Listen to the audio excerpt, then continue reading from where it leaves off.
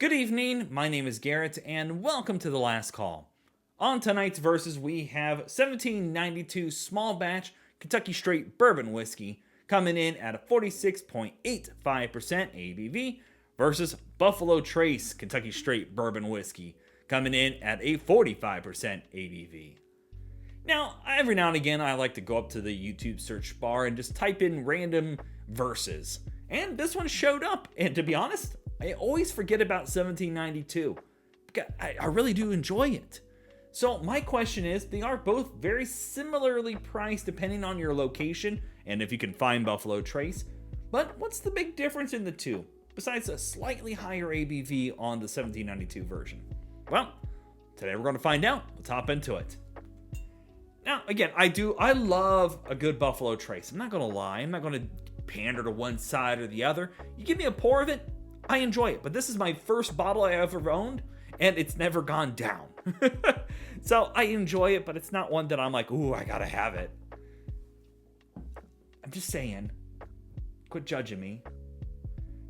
Anyhow, as always, make sure you like the video, subscribe to the channel after my rant, maybe even become a member if you'd like.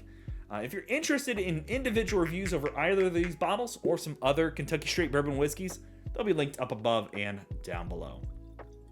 But to be honest, the real reason I do a lot of AB comparisons between Buffalo Trace and other things is, again, a lot of people can't find it or it's still overpriced for what they're asking for it. I'm very fortunate in my state here that I can typically find it at reasonable pricing, but not everybody is. Judging on color, the Buffalo Trace is slightly darker. It is just a couple tinges darker on that, but fairly close, to be honest. A little closer. Definitely the bottle makes it look like the Buffalo Trace would be the lighter one, but it's actually a little bit darker. Alrighty, let's go for notes on the 1792. Ooh, yeah. I just love that nose. It's sweet. You get some beautiful oakiness in there. I just love that nose.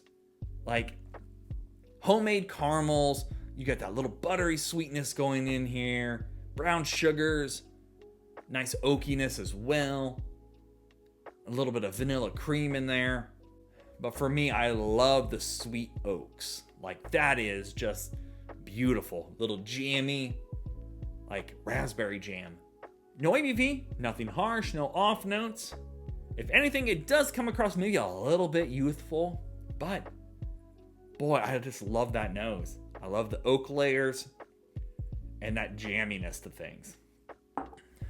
Alrighty, let's go for notes on the Buffalo Trace. Ooh, yeah, and to be honest, at first glance, there's a lot of similarities, as there should be. However, the Buffalo Trace is coming across a little more darker, a little oakier, and it's got more of a cakey, kind of like a jam kind of going over like a slice of cake. It's got a little more sweet cake notes in there. So getting a lot of the oakiness, the chariness, the sweet caramels, the vanilla layers.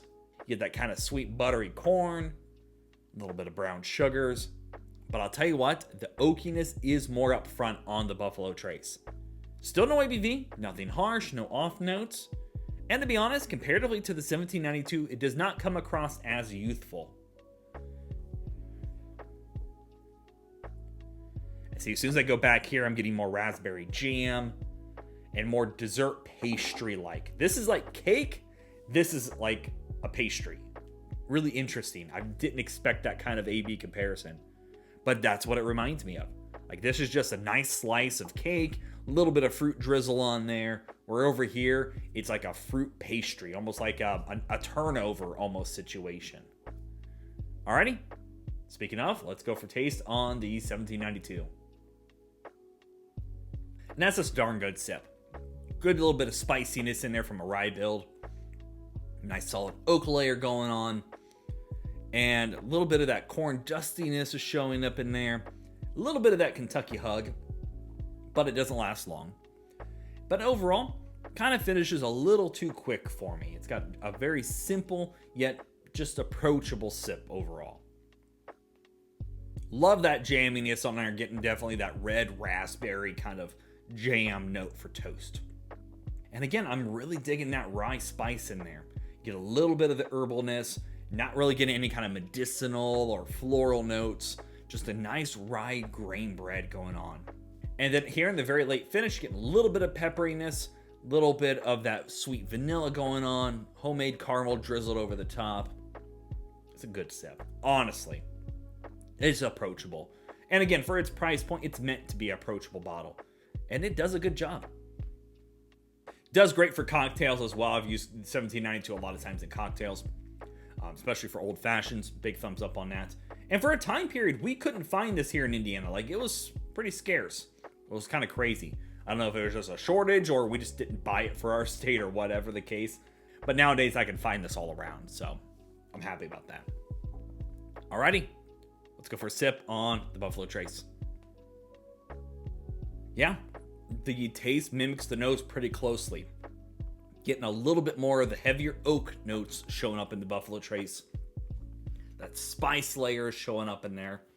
It does have a little more youthfulness on the taste than the nose led to believe, but you're still getting that pepperiness, the oak layers, that sweet kind of barrel spice notes showing up.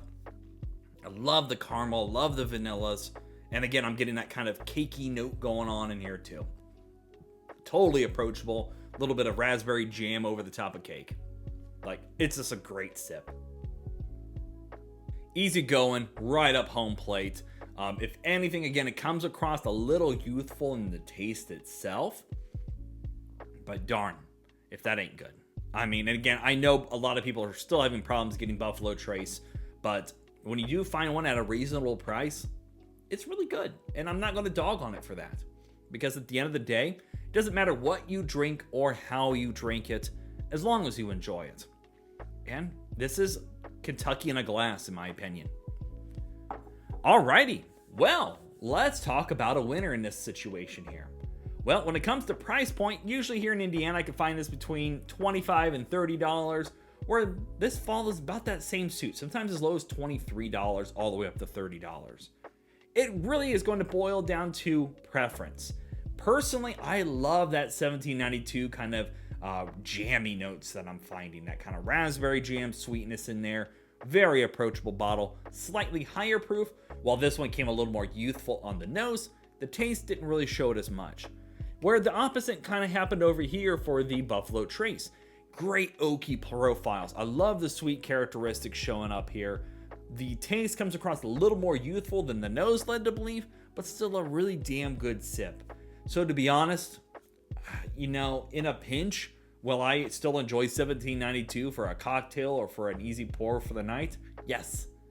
But at the end of the day, I do like a little bit more oakier profile, and I gotta give it to the Buffalo Trace just based on that.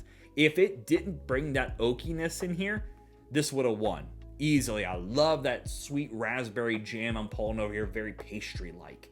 I'm a big fan of that. I love this bottle again. I've gone through a couple of these where, again, this is my only Buffalo Trace I've bought since I've started the channel. But at the end of the day, I will take a pour of either of these bottles and have a great evening to wrap things up with. So let me know down in the comment section where you're going to pick. So there you have it, folks. 1792 small batch versus Buffalo Trace. If you have any questions about either bottle, let me know down in the comment section below. I will do my best to answer it. And if you have any specific spirits I should go looking for, also let me know down below. Love doing these reviews and sharing with you the experience at home. And as always, may your last drink of the night be the best one.